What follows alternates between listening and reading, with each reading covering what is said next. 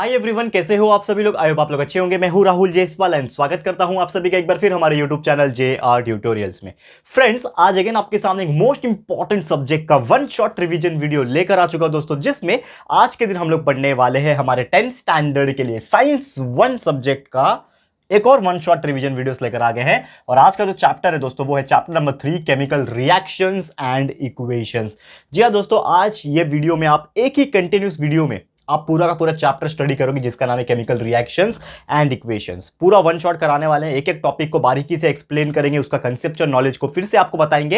And आप हमारे regular lecture videos भी अगर आप देखे होंगे तो आपको और अच्छी तरीके से समझ में आ जाएगा। यानी कि अगर आप हमारे रेगुलर लेक्चर वीडियोस पहले जो हमने बना के रखे हुए अपलोड किए हुए पूरा सिलेबस का, उसको भी अगर आप देख लो और ये भी देख लो, दोनों मिला के अगर देख लोगे दोस्तों, ट्रस्ट मी, ये जो टाइम है ना, इतने टाइम में सिर्फ इतना कर लो, आप बहुत ही अच्छी तरीके से मार्क्स स्कोर कर सकते हो आपके बोर्ड एग्जामिनेशन में। पूरा आपका चैप्टर कंसेप्चुअल नॉलेज के साथ आपको क्लियर हो जाएगा।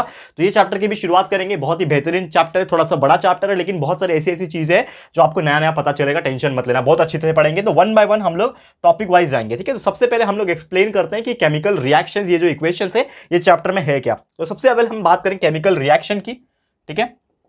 केमिकल रिएक्शन की बात करें, जैसे कि आपको पता है केमिकल रिएक्शंस को स्टार्ट करने के पहले आपको दो चीज समझना पड़ेगा। जैसे कि हम एक चीज जानते हैं दोस्तों कि हमारा जो भी एटमॉस्फेयर होता है उसमें जो भी चीजें होती है, ठीक है ना, उसके अंदर कहीं ना कहीं कुछ चेंजेस होता है। जैसे कि चेंजेस हम लोग कंसीडर करते हैं, generally there are two types of changes. पहला जो चेंजेस होता है उसको हम लोग बोलते हैं फिजिकल चेंज।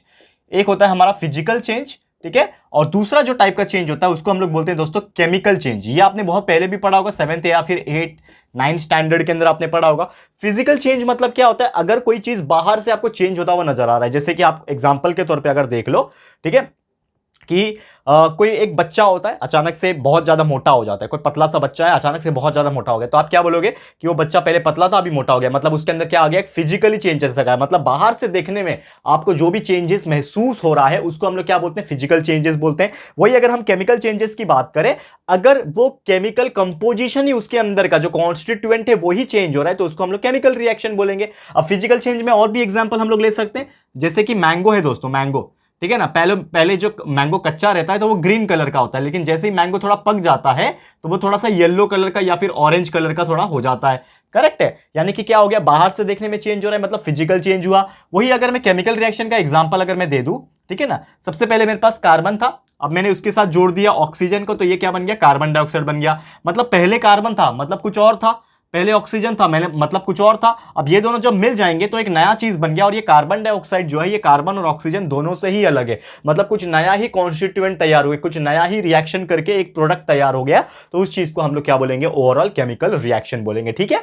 तो फटाफट से जाएंगे क्योंकि देखो ये रिवीजन है। आप एक चीज समझ लो कि रेगुलर लेक्चर वीडियोस में हम और ज्यादा डीप में एक्सप्लेन कर चुके हैं। हमारे रेगुलर लेक्चर वीडियोस हमने जो सिलेबस कंप्लीट करके रखा हुआ है, प्लेलिस्ट में जाओगे तो हर चैप्टर्स के वीडियोस आपको मिल जाएंगे, हर लेक्चर मिल जाएगा।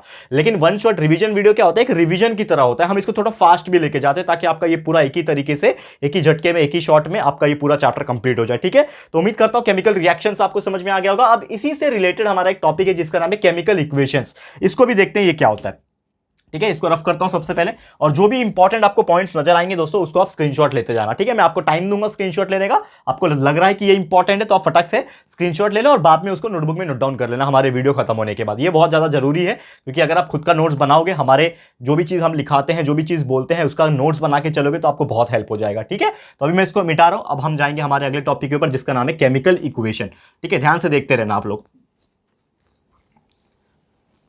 चलो आ जाते हैं नेक्स्ट टॉपिक के ऊपर। तो हमारा दूसरा टॉपिक है दोस्तों केमिकल इक्वेशन, ठीक है। केमिकल इक्वेशंस का मतलब क्या होता है इसको हम समझते हैं। देखो, केमिकल इक्वेशन एक ऐसा टाइप का इक्वेशन है, ठीक है, जिसमें हम लोग अगर कंसीडर करें कि कोई भी एक एलिमेंट ले लो। सबसे पहले कोई भी एक एलिमेंट ले लो, ठीक है। जैसे कि मैंने ले लिया हाइड्रोजन, ठीक है। अब मैं क्या कर रहा हूं, उसमें कोई भी एक और एलिमेंट को प्लस कर रहा हूं, समझ लो, ऑक्सीजन, ठीक है। हमें क्या मिल रहा है, तो अगर मैंने हाइड्रोजन को ऑक्सीजन के साथ प्लस किया तो हमें क्या मिलता है, वाटर। हमें क्या मिलता है, वाटर मिलता है। मतलब ये क्या लिखा मैंने, ये एक केमिकल इक्वेशन लिखा। तो अगर मैं इस तरीके से वर्ड्स में लिखता हूं तो इसको हम लोग बोलते हैं वर्ड इक्वेशन। क्या बोलते हैं दोस्तों, वर्ड इक्वेशन, यानी कि अगर मैं कोई भी केमिकल इक्वेशन को वर्ड्स के फॉर्म में लिखूं, यानी जैसे हम लोग सेंटेंस लिखते हैं, वर्ड्स लिखते हैं, उसके फॉर्म में अगर हम लिखे दोस्तों, तो उसको हम लोग क्या बोलते हैं, उसको हम लोग बोलते हैं वर्ड इक्वेशन। लेकिन अगर यही चीज को मैं सिस्टमैटिक तरीके से लिखूं, जैसे कि आप देख सकते हो हाइड्रोजन को हम लोग लिखते हैं H2 से, ऑक्सीजन को हम लोग लिखते हैं O, तो H2 plus O will be get H2O, पानी हो गया ना, ठीक है, H2O मतलब वाटर हो गया। तो ये जो मैंने लिखा है इस चीज को हम लोग बोलेंगे दोस्तों केमिकल इक्वेशन, ठीक है, केमिकल इक्वेशन, या फिर हम लोग इसको केमिकल रिएक्शन बोल सकते हैं, ठीक है, या फिर इसको एक बहुत बेहतरीन तरीके से बोलेंगे कि ये जो हमने लिखा है वो क्या लिखा है, केमिकल फॉर्मूला लिखा है। क्या लिखा है इसका, केमिकल फॉर्मूला, ये इसका फॉर्मूला है। जैसे कि आपको कोई पूछता है कि write down the formula for water, आपको कोई पूछेगा कि write down the formula for water, तो आप क्या लिखोगे, H2O। Write down the formula for sodium chloride, तो क्या लिखोगे, सोडियम क्लोराइड। तो सोडियम क्लोराइड का जो फॉर्मूला होता है वो होता है दोस्तों NaCl, तो इसको हम लोग फॉर्मूला बोलते हैं। तो मतलब ये आपने जो पहला जो ये लिखा, ये वर्ड के फॉर्म में लिखा, जैसे वर्ड प्रॉब्लम्स होते हैं हमारे मैथ्स में, वैसे ये वर्ड इक्वेशन है और ये आपका केमिकल फॉर्मूला है, या फिर केमिकल इक्वेशन, या फिर केमिकल रिएक्शन हम लोग इसको बोल सकते हैं, ठीक है। अब जाते हैं एक बेहतरीन एग्जाम्पल की तरफ। ये तो मैंने बहुत ही सिंपल सा एग्जाम्पल कंसीडर किया है, बहुत ही साधारण सा एग्जाम्पल है, ये आपको एग्जाम में नहीं पूछेगा, लेकिन जनरली आपके कुछ इंपॉर्टेंट जो इक्वेशंस है उसको मैं बताता हूं यहाँ पे, ठीक है ना। यहां पे हम लोग उसको डिस्कस करेंगे, दैट इज एक्वस सॉल्यूशन। हम लोग डिस्कस करेंगे दोस्तों aqueous solution of copper sulphate और जिंक का रिएक्शन किस प्रकार होगा, ये हम लोग यहां पे आपको करके दिखाते हैं। तो आप लोग ध्यान से देखते रहना, आपको समझ में आ जाएगा। तो सबसे पहले यहां पे एक वर्ड इक्वेशन जो नॉर्मली दिया हुआ है वो हम लोग बताते हैं कि aqueous solution of copper sulphate. देखो ध्यान से देखो, एक्वस सॉल्यूशन ऑफ, किसका बोल रहा हूं मैं, कॉपर सल्फेट। कॉपर सल्फेट का एक्वस सॉल्यूशन, इसके साथ मैं क्या ऐड कर रहा हूं, इसके साथ मैं ऐड कर रहा हूं जिंक का डस्ट, ठीक है ना, जिंक डस्ट मतलब जिंक मेटल ऐड कर रहा हूं, ठीक है। और हमें उसके वजह से क्या मिल रहा है, यहां पे देखो ध्यान से, तो हमें इसके वजह से मिलेगा aqueous solution of zinc sulphate. क्या मिलेगा, aqueous aqueous solution of zinc sulphate मिलेगा। एंड साथ में दोस्तों हमें मिलेगा कॉपर। अब ये जो मैंने लिखा है, तो पहली बात तो आप अगर एकदम नए हो, आपको कुछ भी मालूम नहीं है केमिकल रिएक्शन और केमिकल इक्वेशन के बारे में, तो आप मुझे पूछोगे कमेंट करके कि सर ये आपने क्या लिखा है, क्या आप लिखते जा रहे हो कंटिन्यूअसली, ठीक है। तो ये इंपॉर्टेंट चीज समझो पहले। बहुत सारे लोग पहले से पढ़ चुके होंगे ये चैप्टर को, थोड़ा बहुत आइडिया होगा, हमारे पहले के रेगुलर लेक्चर्स देखा होगा तो आपको समझ में आ रहा होगा, लेकिन नहीं देखा है तो शायद आपको नया लग रहा होगा। तो ये जो मैंने लिखा है ये आपका है स्टेटमेंट, यानी कि इसको हम लोग बोलते हैं वर्ड इक्वेशन। क्या बोलते हैं, ये वर्ड्स के फॉर्म में लिखा है, ये केमिकल इक्वेशन है। ये क्या है, ये जो मैंने लिखा है ये केमिकल रिएक्शन है, केमिकल इक्वेशन है ये। लेकिन ये जो मैंने लिखा है ये वर्ड्स में लिखा है। जैसे हम लोग, अगर मेरे को लिखना है 545, तो ये क्या है, 545 एक नंबर है। लेकिन अगर मैं इसको एक लिख दूं 545, इसको मैं ऐसे भी लिख सकता हूं, लेकिन ये क्या है, ये उसका है वर्ड, यानी कि वर्ड में मैंने लिखा है, उसका स्पेलिंग्स लिखा है। तो यानी कि ये भी जो केमिकल इक्वेशन, केमिकल रिएक्शन है, इसको भी मैंने क्या लिखा है, स्पेलिंग्स में लिखा है, यानी वर्ड इक्वेशन में लिखा है। इतना तो आपको समझ में आ गया होगा। अब देखो थोड़ा सा ध्यान से, अब यही चीज जो है आपका, ये जो वर्ड इक्वेशन जो है, इसको हम लोग केमिकल फॉर्मूले में लिख सकते हैं। तो सबसे पहले आप देखो ये aqueous solution of copper sulphate क्या है, तो इसमें कॉपर सल्फेट कैसे लिखते हैं, CuSO4, इसको बोलते हैं कॉपर सल्फेट, वो भी एक्वस सॉल्यूशन है। इसका मतलब यहां पे ब्रैकेट में AQ लिखना है। इसका मतलब क्या होता है मैं अभी स्टेप बाय स्टेप बताऊंगा, पहले मेरे को लिखने दो। ये जो AQ लिखूंगा मैं, S लिखूंगा, G लिखूंगा बीच बीच में, इसका मतलब क्या है ये मैं आपको पूरा डिटेल में बताने वाला हूं स्टेप बाय स्टेप। इसका एक पूरा प्रोसीजर है, तो हम प्रोसीजर के अकॉर्डिंगली चलेंगे। तो पहले ये कॉपर सल्फेट का एक्वस सॉल्यूशन CuSO4 होता है, इसके साथ मुझे जिंक को प्लस करना है, Zn। जिंक एक मेटल होता है, तो जिंक को मैंने क्या किया, इसमें प्लस किया है, ठीक है। तो ये क्या दे रहा है, रिएक्शन करने के बाद क्या दे रहा है, तो ये दे रहा है aqueous solution of zinc sulphate. तो जिंक सल्फेट को कैसे लिखते हैं, ZnSO4 और ब्रैकेट में AQ लिखेंगे, ठीक है, और प्लस कॉपर यानी Cu, खत्म, ठीक है। और कॉपर भी जो हमें मिला वो क्या मिला, सॉलिड मिला। और यहां पे जो जिंक भी ऐड किया था हमने वो भी सॉलिड था। अब ये इसका मतलब है क्या, तो सबसे पहले ये चीज समझ लो कि ये आपका क्या था, वर्ड इक्वेशन, ये एक केमिकल रिएक्शन है जो हमें बता रहा है कि अगर हम copper sulphate, aqueous solution of copper sulphate लेंगे, उसको जिंक के साथ प्लस करेंगे। प्लस करना मतलब रिएक्ट करवाना। देखो कोई भी मेटल दूसरे मेटल के साथ रिएक्ट कर सकता है, कोई भी मेटल दूसरे नॉन मेटल के साथ रिएक्ट कर सकता है, मतलब दोनों का कंबाइनेशन की वजह से ही रिएक्शन होता है। तो इसका और इसका दोनों को मैंने साथ में ले लिया तो रिएक्शन हो गया। ये दोनों रिएक्शन जब करेंगे तो प्रोडक्ट क्या मिलेगा हमें, aqueous solution of zinc sulphate मिला और साथ में कॉपर मिल गया। तो ये इसको हम लोग बोलेंगे केमिकल इक्वेशन, जिसमें ये वर्ड इक्वेशन है, ये आपका केमिकल फॉर्मूला है। समझ में आ गया। अब इसमें कुछ चीजें जो है वो आपको ध्यान देने की जरूरत है। इसको क्या बोलते हैं ये चीज आपको समझना पड़ेगा। कभी भी याद रखना कि ये जो बीच में एरो होता है, बीच में जो एरो होता है वो ये दर्शाता है हमें कि रिएक्शन किस डायरेक्शन में हो रहा है। देखो ये बहुत इंपॉर्टेंट चीज है, अगर आप इसको समझ जा रहे हो तो आपको समझ में आ जाएगा। ये पूरा का पूरा फंडा यही है। मेरे को ऐसा लगता है कि chemistry is very simple subject, but the people can't understand the basic technicalities, that's why they like उनको ऐसा लगता है कि यार ये केमिस्ट्री बहुत हार्ड है, लेकिन एक्चुअल में ऐसा कुछ होता नहीं। अगर आप थोड़ा सा कोशिश करो केमिस्ट्री को समझने के लिए तो chemistry is very fun loving subject, खासकर रिएक्शन वाले पार्ट बहुत मजा आता है। मैं जब 12th में आ गया था, ये तो आपको 10th में है, लेकिन 12th में जाओगे तो और भारी वाला केमिस्ट्री आता है, तो बहुत मुझे मजा आता था सॉल्व करने में, ठीक है ना। तो यहां पे मैंने क्या किया है, कॉपर सल्फेट को जिंक के साथ रिएक्ट किया, हमें क्या मिला, जिंक सल्फेट मिला और कॉपर मिल गया। लेकिन ये जो एरो है ये क्या बता रहा है, इसका डायरेक्शन इधर है, तो इसका डायरेक्शन इधर है, मतलब इस चीज से ये चीज बना है, ये डायरेक्शन बताता है। अगर ये एरो इस तरफ होता मतलब इस चीज से ये चीज बन रहा है, ये हमें बताता। ये पहला फंडा समझ में आ गया।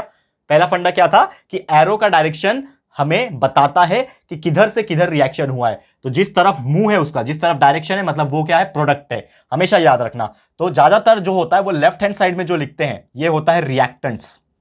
ज्यादातर जो लेफ्ट हैंड साइड में होते हैं, ये भी लिख लो, नोट्स में लिख लो, लेफ्ट साइड में जो होता है उसको रिएक्टेंट बोलते हैं, एरो के जो राइट की तरफ होता है उसको प्रोडक्ट्स बोलते हैं। अब ये रिएक्टेंट्स और प्रोडक्ट्स होता क्या है इसको भी थोड़ा समझ लो। रिएक्टेंट्स मतलब वो चीज होते हैं जिनका रिएक्शन आपस में हो रहा है, मतलब यहाँ पे कॉपर सल्फेट और जिंक ये दोनों क्या है, रिएक्टेंट्स है, मतलब ये दोनों को रिएक्शन करना पड़ेगा आपस में, तब जाके बन रहा है ZnSO4 और कॉपर, यानी कि ये प्रोडक्ट्स है, मतलब कुछ चीज बन रहा है, प्रोडक्ट बन रहा है। जैसे हम लोग क्या करते हैं, एक पानी में हम दूध डालते हैं और शक्कर डालते हैं तो क्या बनता है, चाय। तो पानी क्या है मेरा, पानी रिएक्टेंट है, उसमें हम लोग क्या डाल रहे हैं, दूध डाल रहे हैं और शक्कर डाल रहे हैं, तो वो भी क्या है, रिएक्टेंट्स है। लेकिन बन क्या रहा है, पूरा मिला के वो बन रहा है चाय, तो चाय क्या हो जाएगा, प्रोडक्ट हो जाएगा। उसी प्रकार से समझ में आया। तो रिएक्टेंट एंड प्रोडक्ट्स क्या होता है, left side reactant, right side product, बीच में एरो, जो एरो है डायरेक्शन बताता है रिएक्शन का, ये भी आपको ध्यान में रखना है। अब जैसे कि यहां पे आपको दिख रहा होगा AQ, तो AQ का मतलब होता है एक्वस। एक्वस का मतलब होता है अगर कोई भी चीज पानी में मिलाई हुई है तो उसको एक्वस बोलते हैं। जैसे यहाँ पे कॉपर सल्फेट का सॉल्यूशन है, सॉल्यूशन मतलब क्या होता है, मिलाया हुआ है पानी में, तो उसको हम लोग बोलते हैं एक्वस सॉल्यूशन। S मतलब सॉलिड होता है, L रहेगा तो लिक्विड रहेगा, G रहेगा तो गैस रहेगा, ठीक है।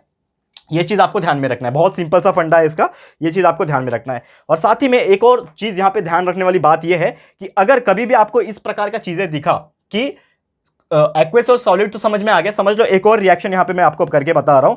समझ लो एक रिएक्शन है यहाँ पे CaCO3, ठीक है, ये हमारा पहला रिएक्शन था। वैसे मैं एक और रिएक्शन यहां पे लिखा रहा हूं, ठीक है ना, CaCO3, ब्रैकेट में S है, यहां पे एरो है, अब एरो के बाद यहां पे है Zn, ठीक है, सॉरी माफ कीजिएगा, ठीक है, माफ कीजिएगा, यहां पे है CaO, कैल्शियम ऑक्साइड, यहां पे है कैल्शियम ऑक्साइड, एंड साथ में यहां पे ब्रैकेट में S दिया हुआ है एंड प्लस CO2 लिखा हुआ है, ठीक है, और यहां पे एक एरो मारा हुआ है। तो इसका मतलब क्या होता है ये समझने की कोशिश करो। तो ये तो आपको समझ में आ गया कि किसके अंदर क्या क्या चीजें थी, केमिकल रिएक्शंस के अंदर क्या क्या चीज को क्या बोलते हैं। अब यहां पे भी ध्यान दे दो, ये है कैल्शियम कार्बोनेट, CaCO3 का मतलब होता है कैल्शियम कार्बोनेट, ये आपका क्या है, S मतलब सॉलिड, मतलब ये जो कैल्शियम कार्बोनेट रहेगा ये क्या रहेगा, सॉलिड फॉर्म में रहेगा, ठीक है। अब यहां पे एक एरो है, तो एरो क्या बता रहा है कि इसका डायरेक्शन जो है रिएक्शन करने का ये है, मतलब इस चीज से ये बन रहा है, ठीक है। लेकिन यहां पे ना एरो के ऊपर एक ट्रायंगल बना हुआ है, तो यहां पे जब ट्रायंगल बना हुआ है इसका मतलब समझ जाना कि इस रिएक्शन में हीट सप्लाई हो रहा है।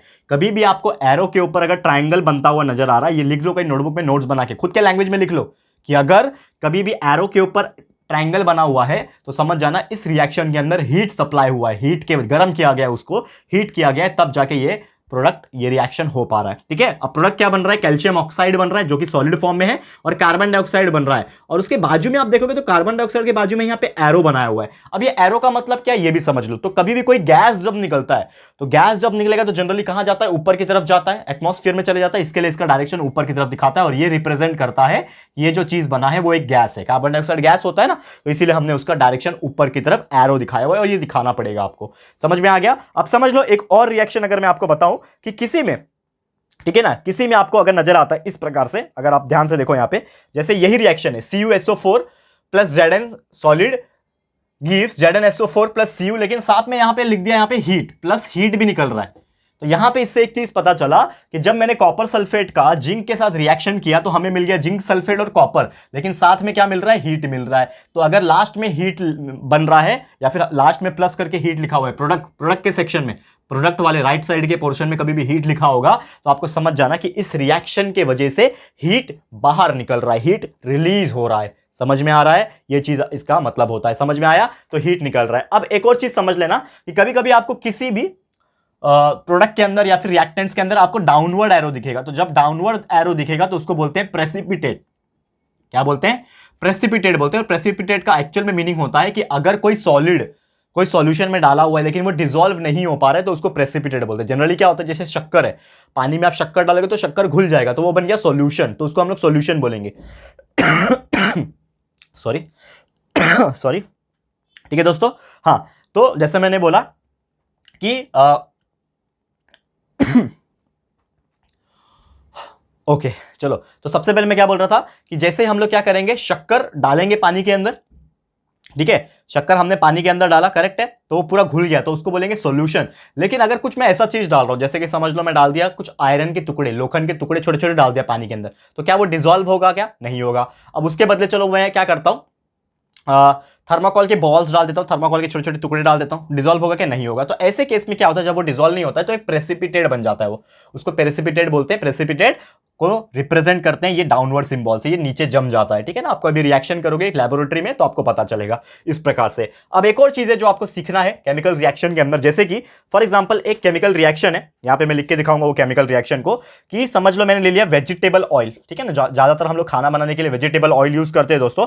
तो वेजिटेबल ऑयल जो होगा वो किसके फॉर्म में होगा? लिक्विड के फॉर्म में होगा, इसके लिए मैंने एल लिखा। अब उसका मैं क्या कर रहा हूं, रिएक्शन कर रहा हूं, किसके साथ रिएक्शन करूंगा? यहां पे मैं उसका रिएक्शन कर रहा हूं हाइड्रोजन के साथ, जो कि होगा गैस के फॉर्म में, ऑब्वियसली हाइड्रोजन गैस होता है, उसके फॉर्म में होगा। और यहां पे एक एरो है और हमें उस चीज की वजह से मिल रहा है दोस्तों वनस्पति घी, वनस्पति घी मिल रहा है, और वो किसके फॉर्म में होगा? अगेन सॉलिड के फॉर्म में होगा, ठीक है ना। वनस्पति घी जो होता है ना, कड़क होता है ना, आपने देखा है घी, डालडा, ठीक है। वनस्पति घी जो होगा वो सॉलिड के फॉर्म में होगा, लेकिन यहां पे एरो के ऊपर कुछ लिखा गया है, तो यहां पे लिखा गया है 60 डिग्री सेल्सियस, और उसके नीचे लिखा गया है NI कैटलिस्ट, ठीक है, NI कैटलिस्ट। अब इसका मतलब क्या, ये भी समझ लो। मतलब कहीं पे भी कोई केमिकल रिएक्शंस अगर आपको इस प्रकार दिखते हैं जिसमें रिएक्टेंट्स होगा, समझ लो वेजिटेबल ऑयल लिक्विड फॉर्म में, तो ये एक रिएक्टेंट हो गया, ये रिएक्ट कर रहा है किसके साथ? हाइड्रोजन के साथ, जो कि एक गैस है। अब ये लोग का जब रिएक्शन हो रहा है तो आपने देखा कि ब्रैकेट सॉरी ये जो एरो है आपका डायरेक्शन बता रहा है, लेकिन एरो के ऊपर नीचे कुछ लिखा हुआ है, तो एक लिखा है 60 डिग्री सेल्सियस।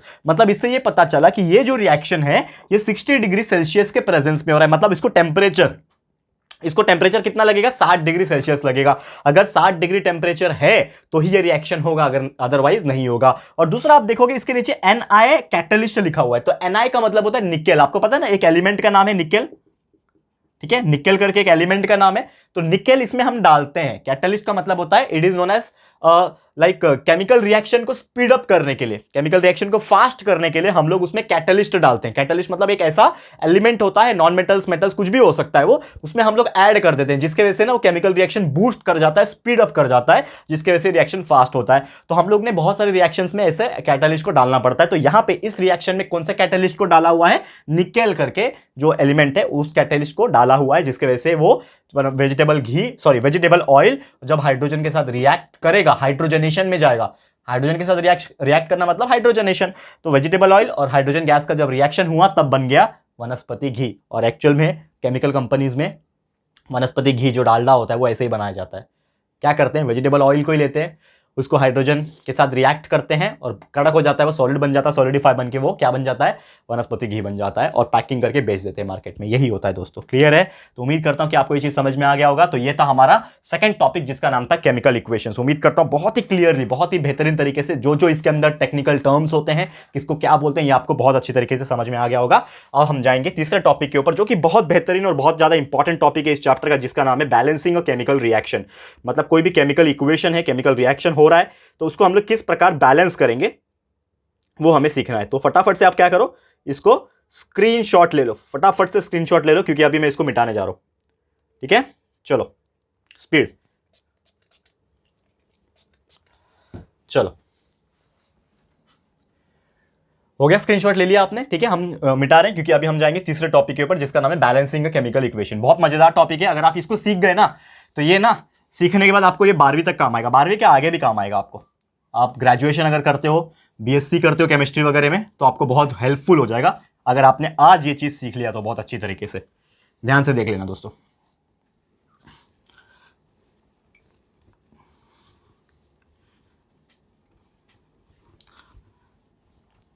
चलिए, हो गया हमारा क्लीन। आ जाते हैं टॉपिक पे। तीसरा टॉपिक है हमारे आज के लिए, क्या नाम है? Balancing a chemical equation. एक कोई केमिकल इक्वेशन रहेगा, केमिकल रिएक्शंस रहेगा, उसको हम लोग क्या करना है दोस्तों? बैलेंस करना है। तो किस प्रकार हम केमिकल इक्वेशन को किस प्रकार हम बैलेंस करेंगे, ठीक है, इसको हम लोग स्टडी करेंगे। तो सबसे पहले आपको समझना पड़ेगा कि ये केमिकल इक्वेशन को बैलेंस क्यों करना है, ये भी आपको समझना पड़ेगा, क्योंकि नॉर्मली टॉपिक क्या है हमारा?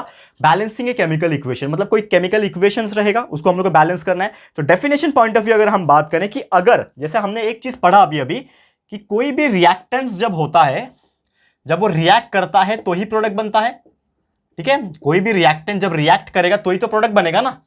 तो इसमें क्या हम लोग को देखना पड़ता है कि जो रिएक्टेंट्स है उसमें जो नंबर ऑफ एलिमेंट्स जो है, नंबर ऑफ जो एलिमेंट्स है रिएक्टेंट्स के अंदर, और नंबर ऑफ एलिमेंट्स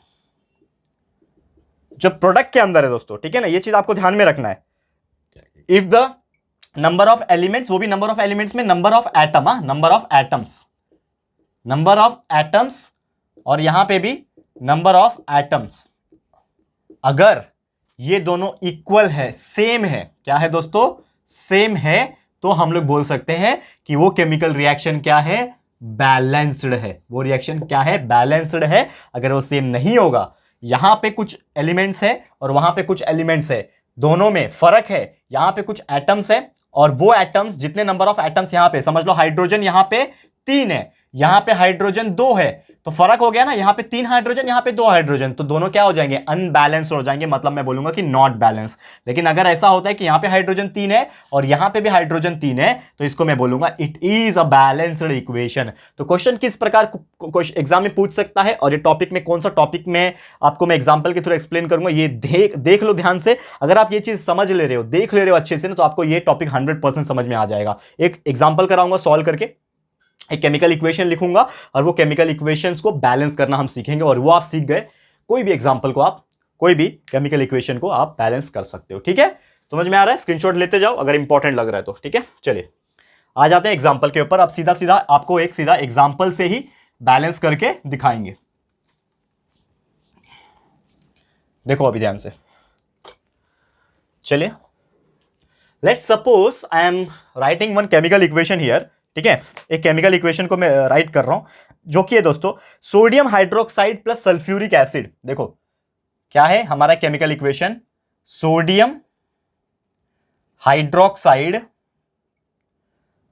ठीक है, सोडियम हाइड्रोक्साइड प्लस, देखो ध्यान से, sodium hydroxide plus sulphuric acid, sulphuric acid, इसका रिएक्शन हो रहा है। बदले में प्रोडक्ट क्या मिल रहा है? सोडियम हाइड्रोक्साइड को सल्फ्यूरिक एसिड के साथ हमने रिएक्ट किया तो हमें मिल रहा है सोडियम सल्फेट, सोडियम सल्फेट, और साथ में मिल रहा है पानी प्लस वाटर। मतलब इसका मतलब क्या हुआ? ये क्या है? वर्ड इक्वेशन है। वर्ड इक्वेशन मतलब ये भी एक केमिकल रिएक्शन, ये केमिकल इक्वेशन ही हुआ ना, लेकिन ये वर्ड्स के फॉर्म में लिखा है कि अगर हम सोडियम हाइड्रोक्साइड को सल्फ्यूरिक एसिड के साथ रिएक्ट करते हैं तो हमें क्या मिलेगा? सोडियम सल्फेट मिलेगा, और साथ में क्या मिलेगा दोस्तों? पानी मिलेगा, ठीक है। अब इसको मैं कैसे लिखूंगा? हमारे किस में लिखूंगा मैं? अभी केमिकल फॉर्मूला में। तो सोडियम हाइड्रोक्साइड, अब देखो सबसे पहली बात हमें इसको क्या करना है? सबसे नंबर 1 स्टेप होता है इसको सॉल्व करने का, मतलब आपको बैलेंस करना है ना। समझ लो आपको एग्जाम में ऐसा ही दिया रहेगा, balance the chemical reaction sodium hydroxide plus sulphuric acid give sodium sulphate plus water. ऐसा बैलेंस करने के लिए डायरेक्ट एग्जाम में पूछेगा। तो सबसे पहले आपको क्या करना है? स्टेप नंबर 1 लिखना है, ठीक है। स्टेप नंबर 1 में आपको करना क्या है कि इस चीज का जो फॉर्मूला है वो लिख देना है। इस चीज का जो फॉर्मूला है वो लिख देना है। Right the chemical reaction in chemical formula, ठीक है। Right the chemical equation in formula, ठीक है। फॉर्मूला में लिखोगे, कैसे लिखोगे? फॉर्मूला में सोडियम हाइड्रोक्साइड, सोडियम हाइड्रोक्साइड को हम लोग लिखते हैं NaOH। This is the formula for sodium hydroxide. Plus क्या है? सल्फ्यूरिक एसिड, यानी प्लस करना है सल्फ्यूरिक एसिड को। कैसे लिखते हैं हम लोग? H2SO4, ठीक है, ये लिखते हैं हम लोग। नेक्स्ट हमारा है क्या मिला इससे हम लोग को? इससे हमें मिला सोडियम सल्फेट। सोडियम सल्फेट को लिखते हैं हम लोग NaSO4। क्या लिखते हैं हम लोग? Na2SO4, और साथ में पानी। पानी को क्या बोलते हैं हम लोग प्यार से? H2O, ठीक है ना, अरे एक गिलास H2O दे देना मुझे, ऐसे बोलने का ठीक है, हम लोग भी जब थे तो हम लोग बहुत ज़्यादा एंजॉय करते थे ये केमिस्ट्री वाली चीज़ों को। आई वॉन्ट NaCl, मम्मी आज खाने में NaCl कम है तो मम्मी भी चप्पल निकाल के मारेगी। NaCl क्या होता है? नमक होता है, ठीक है। तो जोक्स अपार्ट, आ जाते हैं टॉपिक पे। तो ये था हमारा sodium hydroxide plus sulphuric acid give sodium sulphate and water. ये हमें क्या है, हमारा हमने क्या कर दिया, इसको स्टेप नंबर 1 के थ्रू इसको केमिकल इक्वेशन में लिख दिया। अब केमिकल इक्वेशन में लिखने के बाद हमारा जो स्टेप नंबर 2 है, इसमें हमको क्या करना होता है? स्टेप नंबर 2 में हमें यह चेक करना होता है कि क्या ये केमिकल इक्वेशन जो है दिया हुआ है कि ये बैलेंस ऑलरेडी है या फिर बैलेंस ऑलरेडी नहीं है। तो इसको कैसे चेक करोगे? तो उसके लिए आपको सबसे पहले देखना पड़ेगा कि कौन कौन से एलिमेंट्स इसके अंदर प्रेजेंट है, और उसके लिए आपको एक टेबल बनाना पड़ेगा। तो स्टेप नंबर 2 में आप क्या बना लो दोस्तों, एक टेबल बना लो इस प्रकार से, ठीक है। ये सब नोट डाउन भी करते जाना, स्क्रीनशॉट लेते जाना, क्योंकि मैं मिटाऊंगा बार बार इसको, ठीक है ना, ध्यान से देखना, ठीक है। तो यहां पे मैं क्या करूंगा, एलिमेंट्स लिखूंगा, ठीक है। सबसे पहले मैं यहां पे लिखूंगा एलिमेंट्स कि कितने एलिमेंट्स है इसके अंदर, और साथ ही में एलिमेंट्स लिखने के बाद हम यहां पे दो हिस्सा करेंगे, एक लेफ्ट वाला पार्ट, क्योंकि हमारा लेफ्ट वाला पार्ट को हम लोग बोलते हैं रिएक्टेंट, और एक राइट वाला पार्ट जिसको हम लोग बोलते हैं प्रोडक्ट। ये आपको पता है ना, ये लेफ्ट की तरफ, एरो की लेफ्ट की तरफ जो है वो रिएक्टेंट्स है, और इसको बोलते हैं प्रोडक्ट। तो एलिमेंट्स कौन कौन से हैं? एक एलिमेंट है आपका सोडियम, दूसरा एलिमेंट आपका ऑक्सीजन है, तीसरा एलिमेंट आपका हाइड्रोजन है, ठीक है, और उसके साथ में हाइड्रोजन तो हो गया, सल्फर है। और कोई है क्या? ऑक्सीजन तो लिख लिया, सोडियम लिखा हुआ है, सल्फर लिखा हुआ है, ऑक्सीजन लिखा हुआ है, H मतलब हाइड्रोजन लिखा हुआ है, O मतलब ऑक्सीजन। मतलब ये 4 ही टाइप के एलिमेंट्स ये पूरे के अंदर है, ठीक है। ये पूरे के अंदर सिर्फ 4 टाइप के एलिमेंट्स ही प्रेजेंट है। समझ में आ रहा है? अब इसके नंबर्स काउंट करो और इसको नोट डाउन करो। कैसे काउंट करोगे? देखो, सोडियम कितना है? एक सोडियम है, ये एरो के इस तरफ वाला पार्ट राइट लेफ्ट है ना, तो इसमें सोडियम कितना है? एक है। और कहीं पे है क्या सोडियम? नहीं। तो सोडियम कितना है? एक है, ठीक है। राइट की तरफ सोडियम कितना है? एक, दो लिखा हुआ है यहां पे, और कहीं सोडियम में नहीं, मतलब राइट की तरफ 2 है। ऑक्सीजन, ऑक्सीजन कितना है? यहां पे एक ऑक्सीजन ये रहा, और यहां पे 4 ऑक्सीजन, मतलब टोटल 5 ऑक्सीजन है इस तरफ। उस तरफ कितने ऑक्सीजन है? यहां पे 4 ऑक्सीजन प्लस एक 5 ऑक्सीजन है। समझ में आ रहा है? बहुत सिंपल है काउंट करना, बहुत सिंपल है। एक ऑक्सीजन, ये 4, ये एक, और ये 5 हो गए ना, ये पूरे लेफ्ट की तरफ, पूरा लेफ्ट है ना, ये पूरा राइट है, तो लेफ्ट की तरफ कितने हैं? 5, राइट की तरफ भी ये 4 और ये 5। हाइड्रोजन कितने काउंट करो, यहां पे एक है, यहां पे 2 है, मतलब एक और ये 2, कितने हो गए? 3, मतलब 3 हाइड्रोजन है। यहां पे हाइड्रोजन कितने हैं दोस्तों? यहां पे हाइड्रोजन है सिर्फ 2, यहां पे 2 लिख दिया। सल्फर कितने हैं? देखो, यहां पे एक सल्फर है, लेफ्ट, पूरे लेफ्ट में सिर्फ एक ही सल्फर है, और पूरे राइट में सिर्फ एक ही सल्फर है। मतलब यहां पे आप जब देख रहे हो तो आपको एक अंदाजा मिल गया। क्या अंदाजा मिल गया? कि यहां पे मेरा जो पहला वाला हिस्सा है यानी सोडियम जो है इसमें अनबैलेंस्ड है। लेफ्ट में एक है, राइट में 2 है। इसका मतलब मेरा पूरा केमिकल रिएक्शन जो मैंने लिखा हुआ है, ये जो केमिकल रिएक्शन आपको ये दिख रहा है, ये मेरा एक अनबैलेंस्ड केमिकल रिएक्शन है। तो हमें क्या करना पड़ेगा? इसको बैलेंस करना पड़ेगा, क्योंकि क्वेश्चन में आपको बोला है कि write down the balanced chemical equation, आपको बैलेंस करना है। तो आपको ये तो पता चल गया कि इधर एक है, इधर 2 है, मतलब ये अनबैलेंस है, मतलब इसको आपको बैलेंस बनाना है। बाकी ऑक्सीजन और हाइड्रोजन, ऑक्सीजन तो पहले से ही बैलेंस है, ये इसमें भी 5 और 5 है, कोई दिक्कत नहीं है। लेकिन हाइड्रोजन में यहां पे 3 है, वहां पे 2, तो हाइड्रोजन में भी दिक्कत है, उसको भी ठीक करेंगे। सल्फर बराबर है दोनों में, तो टेंशन नहीं है। तो करना क्या है नेक्स्ट स्टेप में? तो आ जाता है आपका यहां पे स्टेप नंबर 3। अब स्टेप नंबर 3 में आपको क्या करना है? सबसे पहले आपको नोटिस ये करना है दोस्तों कि आपको किस चीज में, आपको नोटिस ये करना है कि किस चीज में ऐड करने की जरूरत है। तो अगर आप ध्यान लगा के देखोगे कि यहां पे जो सोडियम का हिस्सा है, यहां पे जो सोडियम है ना, यहां पे 1 है, यहां पे 2 है, तो अगर मैं इसको मल्टीप्लाई बाय 2 कर दूं तो ये कितना बन जाएगा? 2। 1 मल्टीप्लाई बाय 2 इज 2, यहां पे भी 2 हो जाएगा, यहां पे भी 2 हो जाएगा। समझ में आ रहा है? मतलब मेरा सोडियम बैलेंस हो सकता है। मतलब जब मैंने इसको मल्टीप्लाई बाय 2 किया तो सोडियम वाला जो पार्ट है यहां पे, इसको मुझे क्या करना पड़ेगा? 2 से मल्टीप्लाई करना पड़ेगा। तो 2 से मल्टीप्लाई करना पड़ेगा, तो कर दो। हम क्या कर सकते हैं इसमें? फिर हम लोग को क्या करना पड़ेगा? हमारा ये स्टेप नंबर 3 में हम लोग को ये करना पड़ेगा कि हमने जब ये सोडियम वाले पार्ट में 2 से मल्टीप्लाई किया तो ये जो हमारा इक्वेशन था वो कैसे दिखेगा? अभी जो पहले से था कैसे था? NaOH plus H2SO4 gives Na2SO4 plus H2O। ये मेरा पहले का इक्वेशन एज इट इज मैंने उतार दिया, ठीक है ना, एज इट इज उतार दिया। लेकिन अभी अभी मैंने क्या बताया कि अगर मुझे बैलेंस करना है तो मुझे इसको 2 से मल्टीप्लाई करना पड़ेगा। किसको 2 से मल्टीप्लाई किया? सोडियम को। तो सोडियम को 2 से मल्टीप्लाई करना है, मतलब यहां पे मुझे आगे 2 लिखना पड़ेगा। तो जब मैंने आगे यहां पे 2 लिख दिया तो ये क्या हो गया? 2 सोडियम हो गया, यहां पे 2 सोडियम हो गया, और राइट में भी आप देखोगे तो 2 सोडियम है ऑलरेडी, यानी 2 है ना, तो 2 सोडियम है, मतलब मेरा सोडियम का पार्ट बैलेंस हो गया। सोडियम का पार्ट का टेंशन खत्म, मतलब ये सोडियम मेरा बैलेंस हो गया, ठीक है। समझ में आ गया? सोडियम मेरा बैलेंस हो गया। अब एक चीज यहां पे आप देखोगे, अगर थोड़ा सा ध्यान लगाने की कोशिश करते हो, कि जैसे ही आपने यहां पे 2 लगाया, तो मुझे एक बात बताओ, ये 2 लगाने के बाद और किसी भी एलिमेंट के ऊपर फर्क नहीं पड़ा क्या? बिल्कुल पड़ा। ये चेक करना आपकी जिम्मेदारी है, नहीं तो गलती हो जाएगी। अगर आपने ये सोडियम के साथ 2 मल्टीप्लाई हुआ, तो यहां पे ऑक्सीजन के साथ भी 2 मल्टीप्लाई हो रहा है और हाइड्रोजन के साथ भी 2 मल्टीप्लाई हो रहा है। तो ऑक्सीजन को चेक करो पहले, ऑक्सीजन बराबर है क्या? अब इसको भूल जाओ, ये जो टेबल है ना इसको भूल जाओ, थोड़े मतलब भूल जाओ, मतलब बनाया हुआ है लेकिन इसको साइड में रखो थोड़ा। अब देखो सोडियम बैलेंस हो गया, लेकिन ऑक्सीजन काउंट करो फिर से। ये 2 ऑक्सीजन यहां पे और यहां पे 4 ऑक्सीजन, मतलब टोटल अब ऑक्सीजन कितने हैं? यहां पे 6 ऑक्सीजन है। यहां पे ऑक्सीजन कितने हैं? 6 ऑक्सीजन है। ठीक है, फिर यहां पे काउंट करो, 4 ये ऑक्सीजन और यहां पे सिर्फ एक ही ऑक्सीजन है, मतलब यहां पे ऑक्सीजन का भी गड़बड़ हो रहा है। समझ में आ रहा है मैं क्या बताने की कोशिश कर रहा हूं? कि यहां पे ऑक्सीजन का भी गड़बड़ हो रहा है। ठीक है, तो अब यहां पे आपको फोकस ये करना है कि हाइड्रोजन जो पार्ट था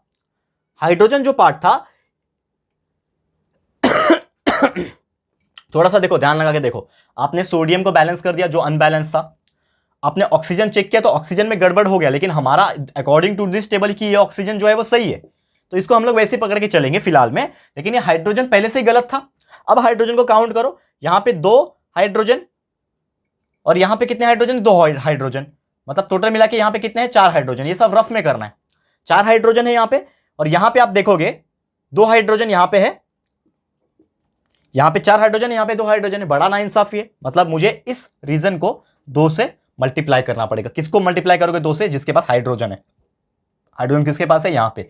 मतलब हमारा आपको क्या करना पड़ेगा कि ये वाले हिस्से को मतलब हाइड्रोजन वाले हिस्से को हम लोग को 2 से मल्टीप्लाई करना पड़ेगा, तो हमें एक नया केमिकल रिएक्शन मिलेगा। तो स्टेप नंबर 4 में आप लिखोगे फाइनल नहीं, एक न्यू केमिकल रिएक्शन मिला। क्या मिला? ये तो आपका सेम रहेगा, 2NaOH सेम रहा, प्लस H2SO4 भी सेम रहा। यहां पे कुछ नहीं करना था आपको, बस यहां पे आपको Na2SO4 सेम टू सेम है, लेकिन आपने देखा कि यहां पे 2 हाइड्रोजन की कमी है, तो मैंने यहां पे क्या कर दिया?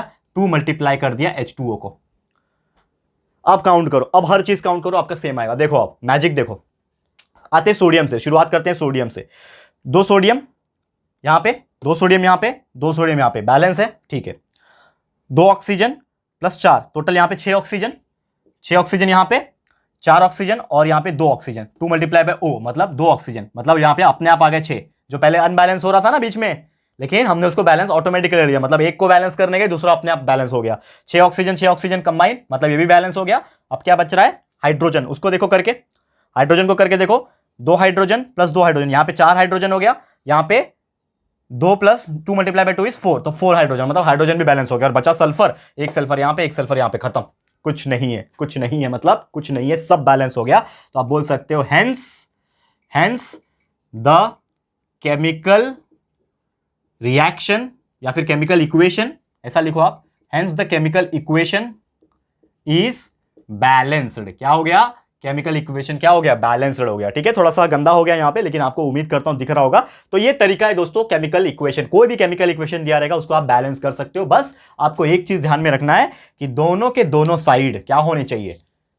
नंबर ऑफ एलिमेंट्स सेम होने चाहिए। यहां पे नंबर ऑफ एलिमेंट्स 2 सोडियम है, तो वहां पे भी 2 ही सोडियम होने चाहिए। 2 ऑक्सीजन यहां पे है, तो वहां पे भी 2 ही होने चाहिए। इस प्रकार से क्लियर है? तो फटाफट से इसको स्क्रीनशॉट ले लो दोस्तों, क्योंकि अब हम जा रहे हैं हमारे अगले टॉपिक के ऊपर। और उम्मीद करता हूं कि अगर आपको कभी भी लाइफ में केमिकल इक्वेशंस एग्जाम में पूछेगा, केमिकल इक्वेशन को बैलेंस करने के लिए एग्जाम में पूछेगा, तो आप बिंदास उसको बैलेंस कर पाओगे, इतना मैं आपको गारंटी के साथ बोल सकता हूं। और हमने और डिटेल में जानना है, देखो अभी तो मैंने सिर्फ एक ही एग्जांपल कराया, अभी हमारा रिवीजन लेक्चर चल रहा है, तो हम एक एक ही एग्जांपल्स करा सकते हैं, नहीं तो बहुत ज्यादा टाइम हो जाएगा।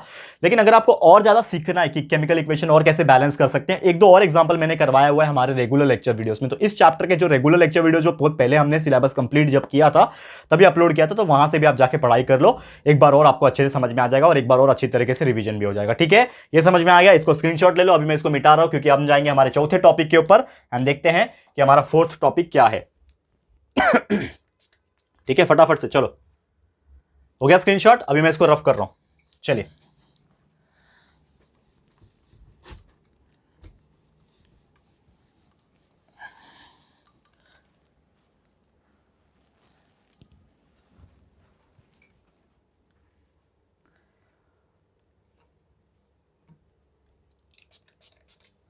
फटाफट से रफ कर लेते हैं।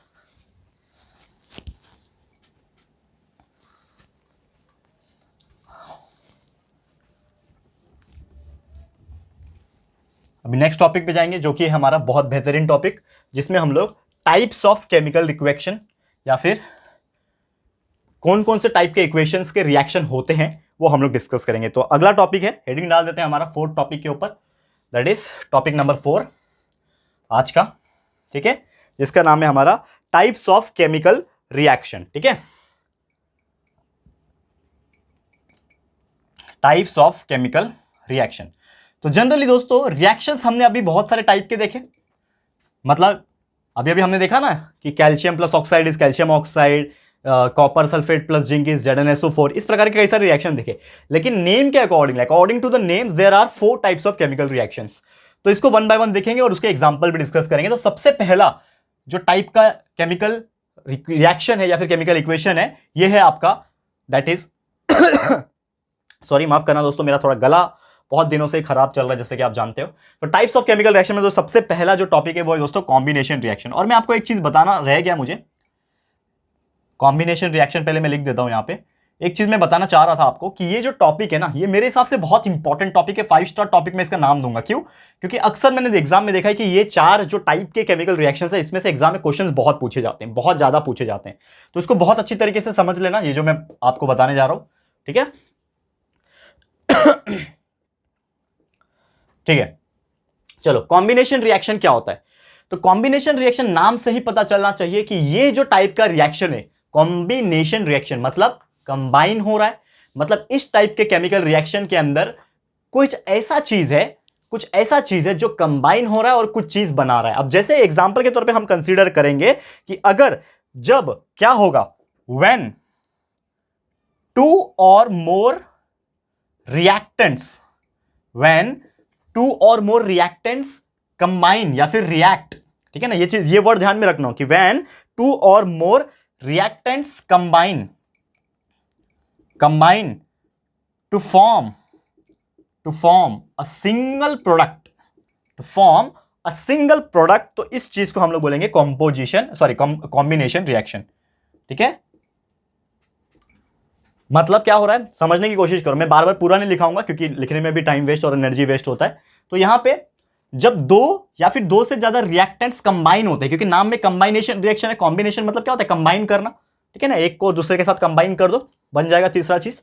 तो यहां पे जब 2 या फिर 2 से ज्यादा रिएक्टेंट्स कंबाइन हो रहे हैं और उसके वजह से सिर्फ एक प्रोडक्ट बन रहा है, उस रिएक्शन को हम लोग बोलेंगे कॉम्बिनेशन रिएक्शन। एग्जांपल यहां पे लिखूंगा, जैसे कि यहां पे NH3, इसको हम लोग बोलते हैं अमोनिया। क्या बोलते हैं? NH3 को अमोनिया बोलते हैं, समझ लो ये गैस के फॉर्म में है। इसके साथ मैं रिएक्ट कर रहा हूं हाइड्रोक्लोरिक एसिड, जो कि अगेन गैस फॉर्म में है, ठीक है ना, HCl बोलते हैं। तो अमोनिया और HCl जब आपस में रिएक्ट करेंगे तो ये बनेगा दोस्तों NH4Cl, इसको बोलते हैं हम लोग अमोनियम क्लोराइड। क्या बोलते हैं दोस्तों? इसको हम लोग बोलते हैं अमोनियम क्लोराइड, और ये बनता है सॉलिड फॉर्म में। ठीक है, ये आपका क्या है? अमोनिया। ये आपका क्या है? Hydrochloric acid. रिएक्शन हो रहा है, उसका एरो डाल दिया मैंने, इसका मतलब क्या है? रिएक्शन हो रहा है, जिसकी वजह से ये क्या बन गया? Ammonium chloride. अब यहां पे थोड़ा सा वापस से ध्यान दो कि मैंने जैसे बोला था, according to this definition combination process का मतलब क्या होता है कि जब 2 रिएक्टेंट आपस में कंबाइन हो रहे हैं जिसकी वजह से सिर्फ एक प्रोडक्ट बन रहा है।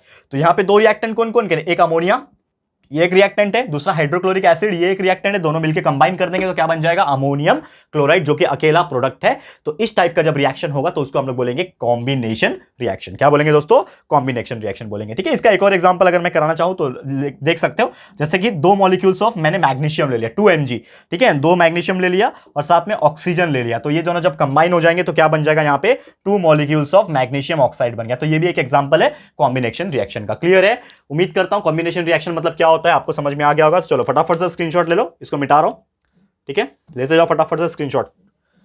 ठीक है, अभी दूसरा टाइप का रिएक्शन देखेंगे। ये हो गया पहला टाइप जिसका नाम है कॉम्बिनेशन रिएक्शन। ठीक है, अब दूसरा टाइप का रिएक्शन है जिसको हम लोग बोलते हैं डीकॉम्पोजिशन रिएक्शन। इसको रफ कर रहा हूं, 4 रिएक्शन है इस प्रकार से, ये देख लो, आपको पूरा 100% समझ में आ जाएगा। ठीक है,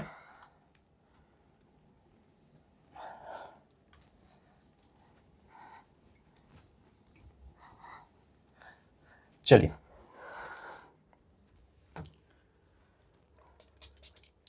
नेक्स्ट, जैसे मैंने बोला क्या नाम है? Decomposition reaction.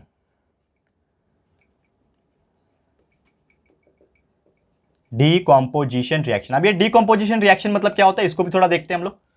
नाम से कुछ समझ में आ रहा है क्या? डीकॉम्पोजिशन मतलब कंपोजिट हो रहा है। ठीक है, क्या हो रहा है? डीकंपोजिट हो रहा है। मतलब डीकंपोजिशन रिएक्शन में मतलब आपको डेफिनेशन पहले समझना पड़ेगा इसको, कि अगर हमारा, ठीक है ना, ये एक ऐसा रिएक्शन होता है जिसमें नॉर्मली क्या होता है कि अगर हमारा एक ही रिएक्टेंट है और उस रिएक्टेंट की वजह से दो प्रोडक्ट तैयार हो रहा है, तो उसको हम लोग बोल देंगे डीकंपोजिशन। जैसे पहला क्या था? कंबाइन, मतलब एक यहां पे रिएक्टेंट था, एक यहां पे रिएक्टेंट था, ये दोनों ने प्लस कर दिया, जिसकी वजह से हमें एक यहां पे प्रोडक्ट मिल गया, सिंगल प्रोडक्ट। लेकिन ये उसका उल्टा है, ये उसका क्या है? उल्टा है। मतलब यहां पे सिर्फ एक रिएक्टेंट है, वो एक रिएक्टेंट से दो प्रोडक्ट बनेंगे। समझ में आ रहा है? समझ में आ गया? डेफिनेशन लिखने की जरूरत है क्या? लिखा दूं? अगर आपको लगता है तो मैं लिखा दूंगा कि ये एक ऐसा केमिकल रिएक्शन है in which two products are formed using, या फिर by, two products are formed by single reactant, ये इसका डेफिनेशन है। बहुत शॉर्ट में लिखा रहा हूं मैं, जो नॉर्मली देखा जाए, ये सब आपको अपने जो डाइजेस्ट वगैरह फॉलो करोगे या फिर टेक्स्ट बुक देखोगे तो आपको समझ में आ जाएगा। इसके लिए मैं ज्यादा लिखाता नहीं हूं, आप जानते हो हर चीज पहले से प्रेजेंट है आप लोग के पास। लेकिन कंसेप्चुअल नॉलेज बुक देख के अगर सब समझ जाते हैं तो टीचर्स की जरूरत नहीं होती ना, तो सिर्फ किताबें लोग डायरेक्ट खरीद के लेके आते हैं और पढ़ लेते हैं। समझ में आ रहा है? तो ये हम लोग कंसेप्ट बताने के लिए, आपको कंसेप्ट समझ में आ गया तो हर चीज का मतलब ऑटोमेटिकली समझ में आएगा। तो डीकंपोजिशन रिएक्शन क्या है? पहले वाले कॉम्बिनेशन रिएक्शन का उल्टा। कॉम्बिनेशन में क्या था? दो रिएक्टेंट मिलकर सिंगल प्रोडक्ट बना रहे थे। यहां पे क्या है? दो प्रोडक्ट किससे बन रहे हैं? सिंगल रिएक्टेंट से बन रहा है। जैसे एग्जांपल यहां पे मैं कंसीडर करता हूं, समझ लो, बहुत सिंपल सा। एक है कैल्शियम कार्बोनेट, जिसको हम लोग बोलते हैं CaCO3। क्या है दोस्तों? ये कैल्शियम कार्बोनेट है, सॉलिड फॉर्म में ले लिया। इसमें क्या कर दिया? अगर हीट सप्लाई करोगे तो आपको मिलेगा, ये वाला हमने पहले भी डिस्कस किया था, CaO, जो कि अगेन सॉलिड फॉर्म में मिल जाता है। और साथ ही में मिल जाएगा दोस्तों कार्बन डाइऑक्साइड, जो कि गैस है, तो ऊपर निकल जाएगा। तो यहां पे आप जब नोटिस करोगे, अकॉर्डिंग टू द डेफिनेशन हमारा बोलता था सिंगल रिएक्टेंट से तो प्रोडक्ट बनने चाहिए। तो सिंगल रिएक्टेंट से क्या बन रहे हैं? ये सिंगल रिएक्टेंट है, अकेला है, कैल्शियम कार्बोनेट अकेला रिएक्टेंट है। ये रिएक्शन जब करेगा तो दो चीज बन गया, उसके वजह से दो प्रोडक्ट बन गए, इसीलिए इसको क्या बोलते हैं? डीकंपोजिशन रिएक्शन बोलते हैं। एक और एग्जांपल अगर मैं बताने की कोशिश करूं तो समझ लो यहां पे कि हमारा एक शुगर मॉलिक्यूल है जिसको हम लोग बोलते हैं C12H22 और O11। ये क्या है मेरा? ये क्या है मेरा? Sugar molecule. इसको हम लोग बोलते हैं शुगर मॉलिक्यूल। ये जब रिएक्ट करेगा, शुगर मॉलिक्यूल जब रिएक्शन में जाएगा तो इससे हमें 12 कार्बन मिलेंगे, प्लस इसमें हम लोग को 11 आपका वाटर मॉलिक्यूल्स मिल जाएगा, 11 मॉलिक्यूल्स ऑफ वाटर मिल जाएगा। ठीक है, मतलब यहां पे भी आपका शुगर जो है वो अकेला सिंगल रिएक्टेंट है, जिसकी वजह से दो प्रोडक्ट मिल गए। तो 12 कार्बन मिल गया, दूसरा 11 पानी मिल गया। समझ में आ गया? तो इस टाइप के रिएक्शन को हम लोग बोलते हैं डीकंपोजिशन रिएक्शन। क्लियर है? तो उम्मीद कर रहा हूं कि आपको ये चीज भी समझ में आ गया होगा। फटाफट से इसको स्क्रीनशॉट ले लो, क्योंकि अभी हम लोग जाएंगे हमारे तीसरे टाइप के रिएक्शन के ऊपर एंड देखते हैं वो तीसरा रिएक्शन कौन सा है। ठीक है, चलो रफ कर लेते हैं इसको भी। आ जाते हैं थर्ड टॉपिक के ऊपर।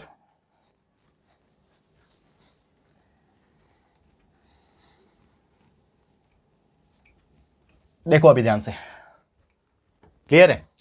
समझ लो हमारा थर्ड जो टाइप का केमिकल रिएक्शन जो है, उसका नाम दोस्तों बहुत डिफिकल्ट भी है, बट बहुत सारे लोग कंफ्यूज ना हो इसके लिए ये जो मतलब ये जो थर्ड जो टाइप है ना, इसको आपको याद रखने का एक मैं कंसेप्ट बताऊंगा। और इसी के उल्टा एक और टाइप है जो कि चौथा आएगा, वो बताऊंगा। लेकिन इसका पहले नाम आप डिस्कस कर लो, या फिर इसका नाम आपको याद रखना पड़ेगा, जिसका नाम है डिस्प्लेसमेंट रिएक्शन। है सिंपल, लेकिन इसका नाम लोग भूल जाते हैं। मैंने अक्सर स्टूडेंट्स लोग से जब बातचीत की थी बहुत पहले, बहुत सारे लोग बोलते हैं कि सर दो तो याद हो जाता है, पहला वाला कॉम्बाइनेशन है, दूसरा वाला डिकम्पोजिशन है, लेकिन तीसरा वाला जो डिस्प्लेसमेंट है ये याद नहीं आता है। तो डिस्प्लेसमेंट रिएक्शन में ऐसा क्या है जो जनरली याद नहीं आता है, ये मैं आपको बताऊंगा। तो सबसे पहले डेफिनेशन लिखाता हूं डिस्प्लेसमेंट रिएक्शन का। तो डिस्प्लेसमेंट रिएक्शन मतलब क्या होता है कि अगर कोई एक एलिमेंट, ठीक है ना, कोई एक एलिमेंट दूसरे एलिमेंट का टेक प्लेस कर देता है, मतलब एक जगह पे दूसरा आ गया। जैसे कि पहले कोई एक दूसरा इंसान टॉपर था, पहले एक लड़का था एक्स नाम का, वो टॉपर था, फिर उसको क्या कर दिया, वाई नाम के एक लड़के ने रिप्लेस कर दिया, उसके जगह पे कौन आ गया? टॉपर अभी वाई। मतलब हर बार एक्स टॉप करता था, लेकिन इस बार वाई टॉप कर दिया, मतलब एक्स को वाई ने रिप्लेस कर दिया। तो अगर कोई भी एलिमेंट, ठीक है, एलिमेंट रिप्लेस, इसको मैं प्रॉपर वर्ड से लिखूंगा, if any element replace another element, ठीक है, then the reaction is called as the displacement reaction. ठीक है, लिखाने की जरूरत नहीं है उतना, वो आप लिख लोगे समझ जाओगे। ठीक है, जैसे कि आप जानते हो दोस्तों, मैं ज्यादा जो है ना टाइम इसमें मैं इस्तेमाल नहीं करता हूं। मैं चाहता हूं कम समय में आपको मैं कंसेप्चुअल नॉलेज दे दूं, जो कि मेरा मेन काम वही है। ठीक है ना, बाकी जो याद करने वाली डेफिनेशन वाली चीजें वो आपको समझ में आ जाएगा। मतलब समझो क्या है डिस्प्लेसमेंट का, कि अगर कोई एक एलिमेंट की जगह पे कोई दूसरा एलिमेंट आ जाए, रिप्लेस कर दे उसको, उसकी जगह को क्या कर दे, रिप्लेस कर दे, इसीलिए इसका नाम डिस्प्लेसमेंट है। डिस्प्लेसमेंट का मतलब क्या होता है, उसके प्लेस को हटा के दूसरा आ जाना, डिस्प्लेस कर देना, डिस्प्लेसमेंट रिएक्शन। ऐसे याद रखो। बहुत सारे लोग कंफ्यूज हो रहे थे ना, मैंने बता रहा था आपको अभी, बहुत सारे लोग कंफ्यूज हो रहे थे कि सर डिस्प्लेसमेंट याद नहीं रहता है। तो डिस्प्लेसमेंट याद रखने का बेस्ट तरीका है, नाम में ही देखो, डिस्प्लेस। तो डिस्प्लेसमेंट, तो डिस्प्लेस मतलब प्लेस का डिस होना, प्लेस का डिस होना मतलब इस प्रकार से याद रखना होता है, कुछ भी दिमाग लगा लो। तो डिस्प्लेसमेंट मतलब प्लेस का डिस्प्लेस हो रहा है, जगह आपस में चेंज हो रही है यहां पे, तो इस टाइप के रिएक्शन को डिस्प्लेसमेंट रिएक्शन बोलेंगे। कैसे आएगा रिएक्शन, कैसे आएगा, एक एग्जांपल बताता हूं, समझ लो। कि समझ लो एक एग्जांपल है, अगेन वही वाला कॉपर वाला एग्जांपल लेता हूं, कॉपर सल्फेट वाला। Copper sulphate plus zinc gives, क्या मिला था हमें, जिंक सल्फेट प्लस कॉपर। ये हमारा एग्जांपल था। इसमें जो भी एक्वेस वगैरह था वो लिख देना। एक्वेस ये सॉलिड था, ये भी एक्वेस था, ये सॉलिड था, लिख दिया। ओके, अब यहां पे आपको क्या डिस्प्लेस हो रहा है, इसको ध्यान से समझो। पहले यहां पे कॉपर सल्फेट था, Cu जो था वो SO4 के साथ था, लेकिन यहां पे आप देखोगे, यहां पे SO4 के साथ कौन है, जिंक है। अच्छा सिला दिया तूने मेरे दोस्ती का, जिंक बोलेगा, ये कॉपर बोलेगा कि भाई सल्फेट तू तो मेरे साथ था। कॉपर और सल्फेट पहले साथ साथ थे, ठीक है ना, कॉपर और सल्फेट जो थे ये दोनों साथ साथ थे। फिर ये कॉपर जो है ना, इसको बोला सल्फेट को, जा मैं तेरी दोस्ती तोड़ के जा रहा हूं, और जो जिंक है ना, ठीक है, ये जो जिंक है ना, इसके पास तू चले जा, मेरे को तू नहीं चाहिए। कॉपर क्या बोलेगा SO4 को कि जा तू मेरे लाइफ से चले जा भाई, मेरे को तू पसंद नहीं है, तू मेरे लाइफ से निकल जा। तो सल्फेट बेचारा क्या करेगा, ये अपने जगह छोड़ के जिंक के पास आएगा, क्योंकि जिंक बहुत दयालु था। जिंक ने बोला भाई तू चलेगा, तू मेरे पास आ जा, मैं तेरे को तेरी दोस्ती एक्सेप्ट करता हूं, तो मेरे पास आता। तो जिंक के पास अब SO4 आ गया, सल्फेट आ गया, तो ये बन गया जिंक सल्फेट। यानी कि यहां पे आपका जिंक ने जगह बदल दिया, कॉपर के जगह पे खुद को रिप्लेस कर दिया। तो यहां पे क्या हो रहा है, एक जगह रिप्लेस हो रहा है, कॉपर के जगह पे जिंक आ रहा है, कॉपर के जगह पे क्या आ रहा है, जिंक आ रहा है। तो अगर कोई भी एक एलिमेंट अपना जगह बदलता है, ध्यान रखना, बाकी कोई जगह नहीं बदल रहा है अपना, सिर्फ एक ही एलिमेंट अपना जगह बदल रहा है, बाकी कोई जगह नहीं बदल रहा है। देखो कॉपर के जगह पे जिंक आ गया, बाकी कॉपर अकेला हो गया तो कॉपर चला जाएगा अकेला, लेकिन जगह नहीं बदला उसने, ठीक है ना। तो यहां पे अगर सिर्फ एक एलिमेंट अपना जगह बदल रहा है, तो यहां पे क्या हो रहा है, डिस्प्लेसमेंट हो रहा है। यहां पे क्या हो रहा है दोस्तों, डिस्प्लेसमेंट हो रहा है। इसीलिए उस टाइप के रिएक्शन को हम लोग क्या बोलेंगे, डिस्प्लेसमेंट रिएक्शन। क्लियर है, याद रहेगा ये चीज, स्क्रीनशॉट ले लो फटाफट से। अब चौथा भी करा देता हूं, ये हो गया तीसरा, समझ में आ गया। चौथा करा देता हूं, इसी का भाई भाई चौथा रिएक्शन है, इसको बोलते हैं हम लोग डबल डिस्प्लेसमेंट, ठीक है ना। ये बोला एक बार डिस्प्लेस करके मुझे मजा नहीं आया, वो बोलेगा मुझे एक और बार डिस्प्लेस कर रहा है, तो ये बोलेगा ठीक है भाई तू ले ले, डबल डिस्प्लेसमेंट कर ले। क्या बोलेगा, डबल डिस्प्लेसमेंट रिएक्शन, ठीक है। अब ये डबल डिस्प्लेसमेंट रिएक्शन होता क्या है, इसको भी देख लो। अब जैसे कि यहां पे सिर्फ एक रिएक्शन में, मतलब ये पूरे एक रिएक्शन में सिर्फ एक ही एलिमेंट अपना जगह बदल रहा था, जिंक ने कॉपर का जगह रिप्लेस कर दिया और बना दिया जिंक सल्फेट, कॉपर बेचारा अकेला हो गया, चला गया वहां पे, ठीक है। अब यहां पे एक और रिएक्शन है, समझ लो, यहां पे मैं लिख देता हूं रिएक्शन पहले, AgNO3, जिसको हम लोग बोलते हैं सिल्वर नाइट्रेट, ठीक है, ये भी एक्वेस फॉर्म में है। इसका रिएक्शन हो रहा है साथ में सोडियम क्लोराइड के साथ, जिसको हम लोग NaCl बोलते हैं, ठीक है ना। इसको हम लोग क्या बोलते हैं, NaCl बोलते हैं। इसके वजह से रिएक्शन करने की वजह से हमें मिलता है दोस्तों सिल्वर क्लोराइड AgCl, जो कि व्हाइट कलर का होता है, ठीक है, ये हमें मिलता है। और साथ ही में, ठीक है, साथ ही में हमें मिलता है प्लस में सोडियम नाइट्रेट यानी NaNO3, जो कि अगेन क्या है दोस्तों, ये एक एक्वेस फॉर्म के हमें मिलता है। अब इसका मतलब क्या है, अब इसका मतलब क्या है, इसको समझो। ठीक है, इसका मतलब समझो। देखो डबल डिस्प्लेसमेंट रिएक्शन और डिस्प्लेसमेंट रिएक्शन में दोनों में एक सिमिलैरिटी है। क्या सिमिलैरिटी है, कि इसमें भी एलिमेंट्स अपनी जगह बदल रहे थे, डिस्प्लेसमेंट रिएक्शन में इसमें भी एलिमेंट्स अपनी जगह बदल रहे थे, लेकिन सिर्फ एक एलिमेंट ने अपना जगह बदला कि कॉपर के जगह पे जिंक आ गया। लेकिन यहां पे दो लोग अपना जगह बदल रहे हैं, ठीक है ना। वो बोलेगा भाई एक जगह बदल रहा है तो मैं भी अपना जगह बदलूंगा, इसीलिए ये सिंगल डिस्प्लेसमेंट था, सिर्फ डिस्प्लेसमेंट रिएक्शन, ये डबल डिस्प्लेसमेंट है। क्या हो रहा है यहां पे, अगर आप ध्यान दोगे तो पहले Cl के साथ, जो Cl है क्लोराइन के साथ, क्लोरीन जो है, क्लोरीन के साथ कौन था, सोडियम था। लेकिन सोडियम क्या बोला, मुझे भाई तेरे साथ मजा नहीं आ रहा है, मेरे को तेरे साथ दोस्ती तोड़नी है। तो सोडियम ने दोस्ती तोड़ के किसके पास चला गया, अभी नाइट्राइट के पास। अब एजी भी था, अकेला बच गया ना, तो अकेला बच गया एजी, तो बोलेगा कि मैं चला जाता हूं क्लोराइन के पास। तो एजी के साथ कौन चला गया, अभी क्लोराइन, तो बन गया AgCl। AgCl मतलब सिल्वर क्लोराइड, Ag का मतलब होता है सिल्वर, तो सिल्वर क्लोराइड मिल गया, जो कि व्हाइट कलर का एक प्रेसिपिटेट होता है। देखो एरो नीचे की तरफ है, मतलब क्या है, ये प्रेसिपिटेट है ना, नीचे जम जाता है, ठीक है ना, व्हाइट कलर का प्रेसिपिटेट बन रहा है। और यहाँ पे सोडियम जो धोखा दिया था और किसके साथ चला गया था, यहाँ पे सोडियम ये किसके साथ है, नाइट्रेट के साथ चला गया था, तो ये क्या बना दिया, सोडियम नाइट्रेट बना दिया, जो कि एक्वस फॉर्म में बन गया। तो यहाँ पे दो लोग ने अपना जगह बदला, एक ने तो बदला लेकिन दूसरा उसको मजबूरी में बदलना पड़ा उसके साथ में, इसीलिए यहाँ पे रिएक्शन 2 बार डिस्प्लेस कर रहा है अपनी जगह को 2 बार डिस्प्लेस कर रहा है, 2 एलिमेंट्स अपने अपने जगह को डिस्प्लेस कर रहे हैं, इसीलिए इसको हम लोग डबल डिस्प्लेसमेंट रिएक्शन बोलते हैं। क्लियर है दोस्तों? तो उम्मीद करता हूं कि आपको बहुत अच्छी तरीके से समझ में आ गया होगा। चलो फटाफट से इसको स्क्रीनशॉट ले लो, अब हम जाएंगे हमारे अगले टॉपिक के ऊपर। ठीक है, and I am so sorry for my voice, because my voice is become so tough today. जैसे कि आप देख सकते हो मेरी आवाज़ बंद हो गई अभी टोटली, लेकिन मैं आज पूरा वन शॉट मैंने आपसे वादा किया है आपसे वन शॉट मैंने वादा किया है, तो वन शॉट पूरा करके रहूँगा। ठीक है, मेरी तबीयत भी काफ़ी ख़राब थी, बीच में वॉइस तो इतनी ख़राब हो गई थी क्योंकि कंटिन्यूस हम वीडियोस बनाते हैं आपके लिए रोज़, तो हमारी आवाज़, टीचर्स की आवाज़ बहुत क्रिटिकल होती है, ठीक है ना, बहुत ज़्यादा ख़राब होती है बीच बीच में। तो मैं पूरी कोशिश कर रहा हूँ क्योंकि मैं नहीं चाहता कि मैं इसको बीच में ब्रेक करूँ। ठीक है, जैसा कि आप देखे होंगे मेरा एक तरीका है कि मैं वीडियो कंटिन्यूस एक ही फ्लो में बनाता हूँ, और मैं ये वीडियो भी कंटिन्यू फ्लो में बनाऊंगा। आप लोग के सामने मैं कैमरे पे बोल रहा हूँ, ये बात भी रिकॉर्ड हो जाएगी उसमें, ये जो मैं बोल रहा हूँ। ठीक है, चलो थोड़ा सा ही बचा हुआ है, लास्ट के 1-2 टॉपिक्स बचे हुए हैं, इसको हम लोग कंप्लीट कराएंगे, फिर आज का लेक्चर स्टॉप हो जाएगा। तो आप स्क्रीनशॉट ले लो, ये हो गया हमारा टाइप्स ऑफ केमिकल रिएक्शंस यहाँ पे खत्म। जितने भी टाइप्स थे, 4 टाइप के केमिकल रिएक्शन होते हैं, यहाँ पे कंप्लीट हुआ। अब इसको मैं मिटा रहा हूँ क्योंकि और 2 टॉपिक बचे हुए मस्त एकदम बेहतरीन, उसको हम लोग आपको बताएंगे। ठीक है, ध्यान से देखना दोस्तों।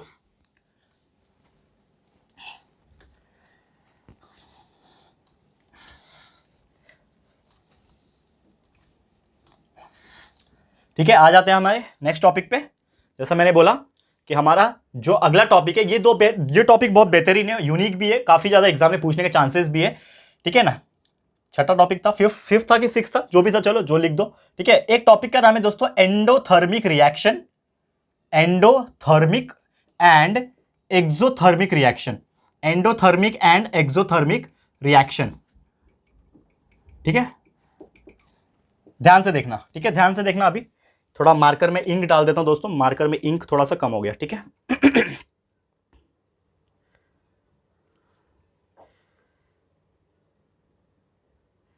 ध्यान से देखना। ये टॉपिक बहुत ज्यादा सिंपल है, बस लोग फालतू का डरते हैं ये टॉपिक से, लेकिन बहुत ज्यादा सिंपल है। अगर आप ध्यान लगा के देखोगे तो आपको बहुत इजीली समझ में आएगा। सबसे पहले हम लोग बात करेंगे दोस्तों यहां पे एंडोथर्मिक का, एंडोथर्मिक का, एंडोथर्मिक रिएक्शन। एंडोथर्मिक रिएक्शन का एक छोटा सा रिएक्शन भी मैं लिखाना चाहूंगा यहां पे, समझ लो। एक रिएक्शन है यहां पे एंडोथर्मिक का, यहां पे मैं लिख रहा हूं कि कैल्शियम कार्बोनेट ठीक है ना, CaCO3 कैल्शियम कार्बोनेट, जो कि सॉलिड फॉर्म में, ठीक है ना, कैल्शियम कार्बोनेट सॉलिड फॉर्म में है। यहां पे एक एरो है, यहां पे एक एरो है, और यहां पे हमें मिल रहा है कैल्शियम ऑक्साइड जो कि सॉलिड फॉर्म में है, और साथ में कार्बन डाइऑक्साइड मिल रहा है जो कि गैस फॉर्म में है। ये एक रिएक्शन है और इस रिएक्शन को बोलते हैं हम लोग एंडोथर्मिक रिएक्शन। तो ऐसा क्या है इसमें, वो डेफिनेशन पहले समझ के लो। सबसे पहली बात, ये जो वर्ड मैंने लिखा हुआ है एंडोथर्मिक रिएक्शन, ये एक ऐसा रिएक्शन होता है जिसमें हीट एब्जॉर्ब हो रहा है, जिसमें हीट जो है वो लग रहा है। कहां लग रहा है आप बोलोगे, तो यहां पे लगा लो, एरो डाल दिया, एरो में ट्राइंगल डाल दिया, इसका मतलब यहां पे हीट लग रहा है। या फिर डायरेक्टली आप ऐसा भी लिख सकते हो, इसको कैसा लिखोगे यहां पे एरो था, इसको आप ऐसा लिख सकते हो, प्लस हीट। मतलब आपका कैल्शियम कार्बोनेट जो सॉलिड फॉर्म में था उसको मैंने हीट सप्लाई किया, तो ये रिएक्शन में हीट क्या हो रहा है, सप्लाई हो रहा है, मतलब एब्जॉर्ब हो रहा है ना, हीट लग रहा है। जैसे हम लोग खाना जब बनाते हैं तो जब कुकर में आप कोई चावल रखे हो पकने के लिए, तो आपने गैस को चालू रखा है, मतलब आग लग रही है, उसमें हीट सप्लाई हो रहा है, हीट का यूटिलाइजेशन हो रहा है, हीट का एब्जॉर्प्शन हो रहा है, हीट को वो रिएक्शन में इन्वॉल्व हो रहा है। तो यहां पे हीट जब इन्वॉल्व हो रहा है, रिएक्ट कर रहा है, तो इस टाइप के रिएक्शन को हम लोग बोलेंगे एंडोथर्मिक रिएक्शन, जिसमें हीट अंदर ही अंदर होता है, हीट एब्जॉर्ब होता है, तो उसको हम लोग एंडोथर्मिक रिएक्शन बोलते हैं। अब दूसरा भी करा देता हूं यहां पे, जिसका नाम है एक्सोथर्मिक रिएक्शन। क्या बोलते हैं इसको, एक्सोथर्मिक रिएक्शन। अब ये कौन सा टाइप का रिएक्शन है, इसको भी समझने की कोशिश करो। एक्सोथर्मिक रिएक्शन मतलब क्या होता है कि अगर कोई भी रिएक्शन में जिसमें हीट जो है बाहर निकल रहा है, हीट जो है वो बाहर निकल रहा है, उसको हम लोग एक्सोथर्मिक रिएक्शन बोलेंगे। जैसे एग्जांपल के तौर पे यहां पे मैं लेता हूं कि कैल्शियम ऑक्साइड, जिसको हम लोग बोलते हैं सॉलिड फॉर्म में कैल्शियम ऑक्साइड, ठीक है ना, लाइम होता है लाइम, उसमें हम लोग अगर पानी डाल दें, कैल्शियम ऑक्साइड मतलब चूना होता है, आपको पता होगा, अगर घर में चूना मारते हैं ना, चूना, उसको कैल्शियम ऑक्साइड बोलते हैं, ठीक है ना। उसमें पानी मिला दो, पानी किसके फॉर्म में होगा, ऑब्वियसली लिक्विड के फॉर्म में होगा। तो जब ये रिएक्शन होता है तो हमें मिलता है दोस्तों कैल्शियम हाइड्रोक्साइड। क्या मिलता है, कैल्शियम हाइड्रोक्साइड। और साथ ही में दोस्तों ये एक्वस फॉर्म में होता है, और साथ ही में हमें निकलता है हीट। तो इसका मैं बेस्ट एग्जांपल एक्सप्लेन करता हूं। बचपन में क्या, आपका तो बचपन ही चल रहा है, तो आपने कभी नोटिस किया है क्या कि आपके घर में कभी चूने का काम होता है? कभी हमारे घर में चूना मारा जाता है ना, चूना, अभी तो शायद चूना बंदी हो गया, अभी तो डिस्टेंपर वगैरह आ गया, लेकिन मेरा बचपन याद आता है, वो टाइम में चूना होता था। तो ऐसे पाउडर जैसे लेके आते थे, चूना ऐसा पाउडर लेके आते थे और उसको पानी में डाला जाता था। तो जो पाउडर जैसा चूना लेके आते थे उसको बोलते हैं कैल्शियम ऑक्साइड, जिसको लाइम कहते हैं, ठीक है। उसको जब पानी में डालेंगे हम लोग तो क्या होता था, पानी में मिलने के बाद वो पूरा एकदम चिपचिपा जैसा, मिट्टी जैसा, कैसा क्ले जैसा हो जाता है, वैसा बन जाता है, जिसको हम लोग कैल्शियम हाइड्रोक्साइड बोलते हैं। क्या बनता है, कैल्शियम हाइड्रोक्साइड बनता है, और वही चूना बन जाता है आपका पानी जैसा, जिसको हम लोग पेंट करते हैं और चूना होता है। लेकिन साथ में मैंने हीट क्यों लिखा है यहाँ पे, यानी कि इस रिएक्शन में हीट जो है वो रिलीज हो रहा है। इसका मतलब ये है, अगर आप नोटिस करोगे, चूना लेके आ जाना थोड़ा मार्केट से खरीद के, ठीक है ना। हम लोग एक्सपेरिमेंट सीरीज स्टार्ट करेंगे, मैंने बताया था, ट्रस्ट मी, लेकिन हम लोग इतने बिजी हो गए कि हमने अभी तक स्टार्ट नहीं किया। लेकिन ट्रस्ट मी, आपके वैकेशंस में हम स्टार्ट करेंगे। वैकेशंस में हम रोड पे निकलेंगे, कहीं पे भी जाएंगे, लेकिन आपके एक्सपेरिमेंट्स को स्टार्ट करेंगे, टेंशन मत लेना, ठीक है। तो समझ लो, कैल्शियम ऑक्साइड में लूंगा, पानी में मिलाऊंगा, तो जैसे ही चूने को पानी में डालेंगे ना, तो उसके अंदर से ना गरम गरम धुआं निकलने लगेगा। इसका मतलब क्या है, कहीं ना कहीं उसमें से हीट निकल रहा है। और हाथ मत डालना गलती से हाथ डाल दोगे हाथ जल जाएगा। तो don't ever try at home without any protection, याद रखना, ठीक है। तो हीट बाहर निकलता है। तो जब भी कोई रिएक्शन में हीट बाहर निकलता है, हीट निकल रहा है ना, प्लस हीट मतलब ये प्रोडक्ट है, ये बन रहा है, तो हीट क्या हो रहा है, निकल रहा है, बन रहा है ना, ठीक है। हीट क्या हो गया, निकल रहा है। तो जब हीट बाहर निकल रहा है तो उसको बोलेंगे एक्सोथर्मिक रिएक्शन। एक्सो मतलब बाहर, एंडो मतलब अंदर। तो यहां पे हीट लगता है, हीट अंदर ही है, हीट का यूटिलाइजेशन हो रहा है, तो इसके लिए इसको एंडोथर्मिक रिएक्शन बोलते हैं। यहां पे हीट बाहर निकल रहा है, इसके लिए इसको एक्सोथर्मिक रिएक्शन बोलते हैं। क्लियर है, याद रहेगा दोस्तों। बहुत बेहतरीन टॉपिक था, उम्मीद करता हूं कि आपको यह चीज बहुत बेहतरीन तरीके से समझ में आ गया होगा। छोटा मोटा टॉपिक्स बचा हुआ इस चैप्टर का, वो भी फटाफट देख लेते हैं एंड खत्म कर देंगे इस चैप्टर को, ठीक है। मैं इसको रफ कर रहा हूं, आप लोग स्क्रीनशॉट लेते जाओ, ठीक है। ले लो स्क्रीनशॉट, रफ कर लेते हैं हम लोग, जाते हैं हमारे नेक्स्ट टॉपिक की तरफ।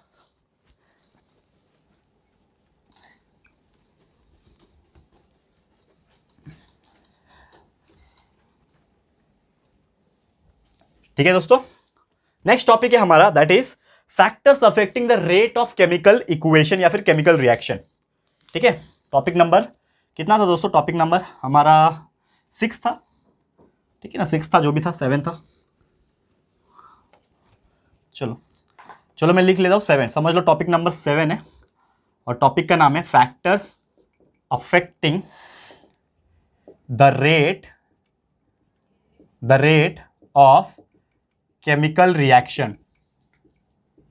मतलब एक केमिकल रिएक्शन हो रहा है, उसमें कुछ फैक्टर्स ऐसे होते हैं जो उसको रेट को, मतलब रेट मतलब क्या होता है, कितना स्पीड से उसके रेट को अफेक्ट करते हैं। तो ऐसे बहुत सारे फैक्टर्स है, वन बाय वन बता देता हूं।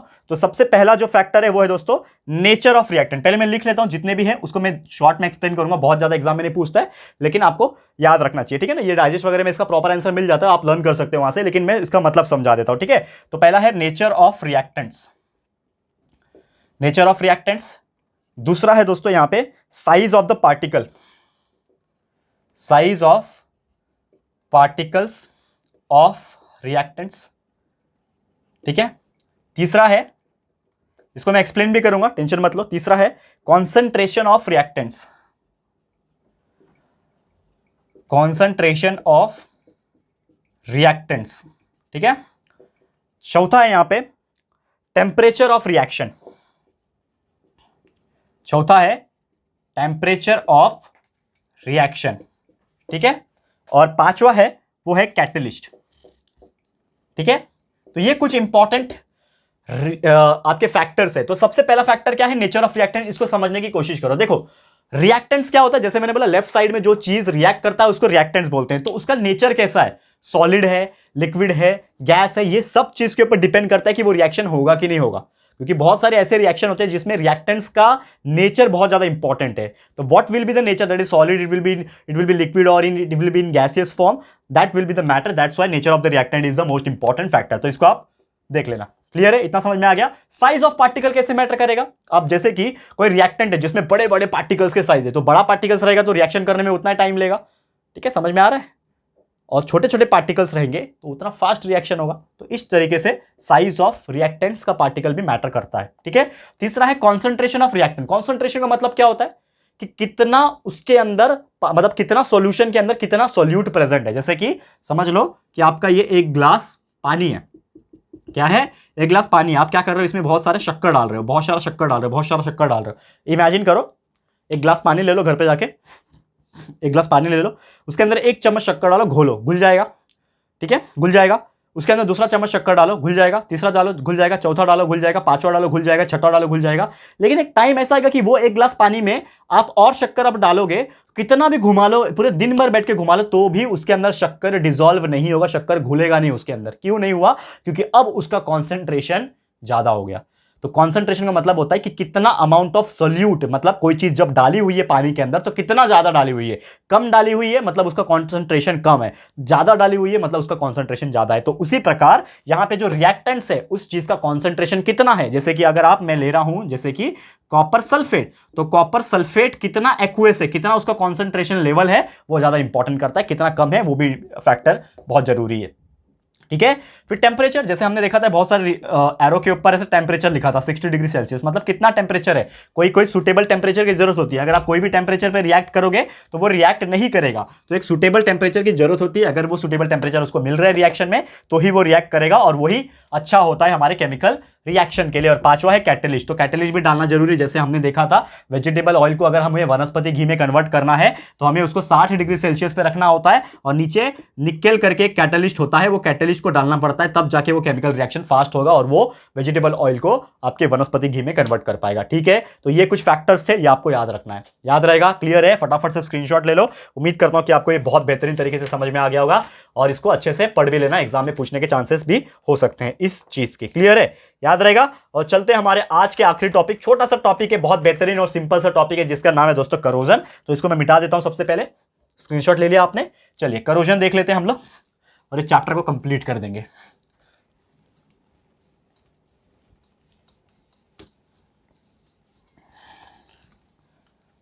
देखो ध्यान से, करोजन क्या है। लास्ट टॉपिक, 8 टॉपिक समझ लो। करोजन, ठीक है। करोजन का मतलब बेसिक क्या होता है, जंग लगना। जैसे आपने देखा होगा लोहा, लोखंड जो होता है आपका, आयरन जो होता है, उसके अंदर क्या हो जाता है, जंग लग जाता है। उसको एक प्रॉपर तरीके से देखा जाए तो रस्टिंग कहते हैं। जब लोखंड के अंदर जंग लगता है तो उसको हम लोग बोलते हैं रस्टिंग। तो होता क्या है कि आयरन जो होता है वो क्या होता है, फेरस होता है, ठीक है ना, फेरस होता है। तो उसके साथ पानी रिएक्ट कर लेता है तो क्या बन जाता है दोस्तों, फेरस ऑक्साइड बन जाता है, Fe2O3, खत्म, ठीक है, Fe2O3। और उसमें साथ में पानी होता है H2O, तो ये क्या होता है, रस्ट होता है।